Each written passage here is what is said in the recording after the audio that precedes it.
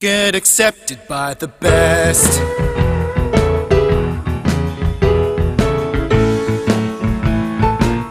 At getaccepted.org. Hi, I'm Holly Asposto, the owner of Selective College Acceptance Counseling and the website getaccepted.org. So I'm sure that you have heard the news reports, not only recently, but for the past several years, about the plight of recent college graduates. I'm going to give you a couple of statistics here. 53% of recent college grads are either unemployed or underemployed, which means they're working at a job that doesn't require a bachelor's degree. So, for example, the young lady that does my nails has a bachelor's in English because she can't find a job that needs her degree. 36% of 18 to 31-year-olds are living back home with mom and dad because they can't financially support themselves. Only 59% of students who enter college graduate within 6 years. That means 41% of students who start college never finish. And then another 32% of grads never work in the field that they went to college for. So my question is, why is this happening? As a college admissions professional, I want to know why. And what I've figured out is that the reason for this is many students are going to college just because they're graduating high school and it's time chronologically to go to college. That's what you do. You go to high school, you go to college. Unfortunately, they aren't taking the time to figure out who they really are, what they want, and what they need to do to accomplish their goals. And so colleges they try to express this in their admissions process by saying that they want students who have passion. Okay, I have had parents go absolutely nutso, like, oh, passion, what does this mean, passion? They want students that have passion. It makes them crazy. But to me, I think this is a wonderful change in the college admissions. What that means is that they want students who know themselves well, who know what they want to do with their lives, and who have had some experiences along those lines to confirm that, yes, this is really what I want to do, and I have the aptitude for it, and I know I'm going to be successful. And so I look at the college admissions process as an opportunity for students to get to know themselves. And that's not something that can be done in a hurry. I have people, contact me and say, we want to start our college applications now, and we want to be done in a month. I don't think that you can do it that way, because I don't think that you can discover who you are and what your passion and purpose are with a gun to your head, so to speak. It's not something that can be done under pressure. So in my business, with my students that I'm fortunate to work with one-on-one, I start the process very early, in sometimes middle school, 6th grade, 7th grade, 8th grade, that I'm starting to assess and analyze kids and help them figure out what their passion and what their purpose is. I guess there's no other way to say it.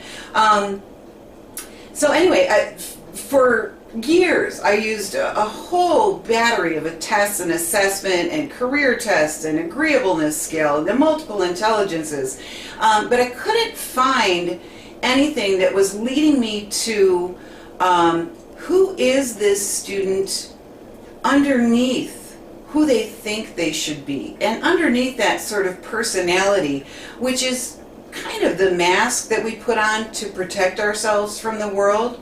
And so in the last year, I discovered the Enneagram, which it's a personality typing system that's been around for 2,500 years or so, and is kind of coming back into recurrence, but no one has really explored the applications of the Enneagram in college admissions, which is what I'm doing. So I actually am working on a book. The working title is The Enneagram of College Admissions. But I wanted to talk to you a little bit today about how you can use this tool to find out your passion and your purpose. So the Enneagram, as I said, it's a 9-point personality test, and it gives people a personality type that's based on a number. So the numbers are 1 through 9, and they go on a circle around the Enneagram, like the diagram that you're looking at here.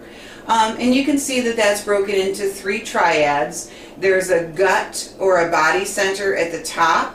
Over to the left is the head or the thinking center, and then over in the right is the heart center. And so then within each of those, there's a primary approach to the world. So if you looked at point 8 on the Enneagram, that's a person who's a natural born leader. And at their best, they can be highly effective at motivating other people. At their worst, they can be a little bit domineering and maybe sometimes even a bit of a bully. You go to a 9, and this is a person that really doesn't like conflict.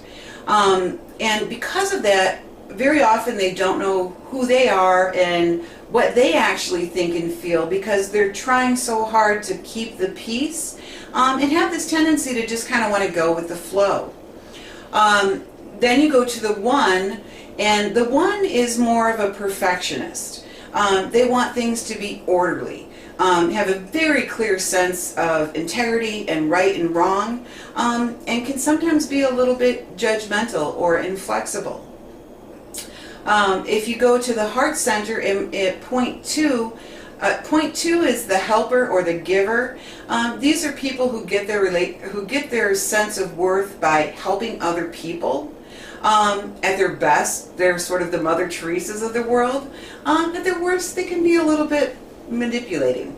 A 3 is basically the personality type of American culture, which are the achievers. They want to be the best. They're really efficient people, but they can be a little bit focused on the image and not thinking about who they are underneath that image.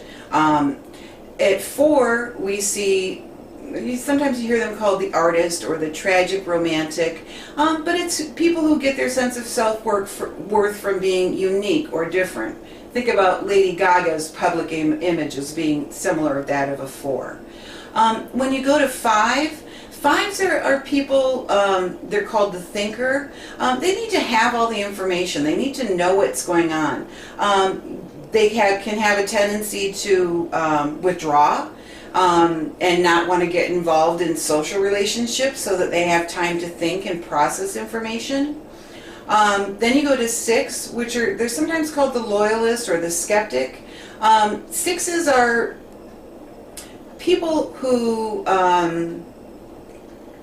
get their sense of identity from who they think they're supposed to be, and don't really have a clear sense of their own identity. They get their identity from the group. And then at 7, you have people who are sort of jack of all trades, into everything, very high energy, can be sort of hyperactive, but people that are always forward-looking, forward-thinking, but the problem is they project all of their energy and their attention into the future, and they have so many gifts and talents and opportunities that they have a hard time focusing in on that one. So the Enneagram has not to this point really been used with adolescents because the thinking has been that kids don't know themselves well enough to identify their Enneagram type.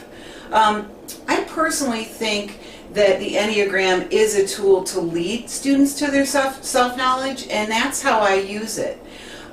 So, as I said, in addition to the book, which is going to be out in February, which is going to be called The Enneagram of College Admissions, I do offer a Enneagram typing service where I will take a family background from the parents, And then I administer a questionnaire to students. I can do it in person or over Skype, depending on where the student is in the country.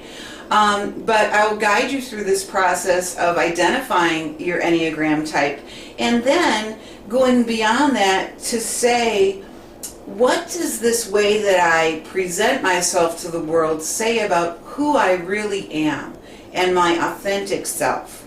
And so sometimes just having that knowledge, I can from that give a list of careers and college majors to explore. In many families, that's all they need from me is just sort of point me in the right direction. Other families want to continue on with that, and we do some Enneagram counseling or coaching, either because we can't figure out where that student is because they don't have that self-knowledge yet, or because they want to develop in the direction of growth that the Enneagram reveals to us.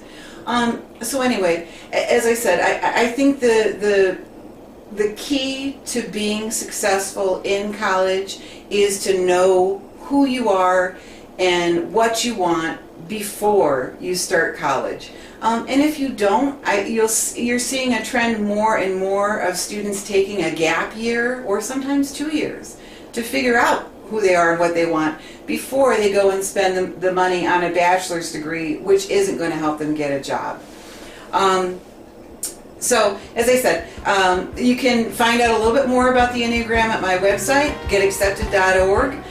Look for the book coming out in February. And if you're interested in having an Enneagram type, get in touch with me at getaccepted.org.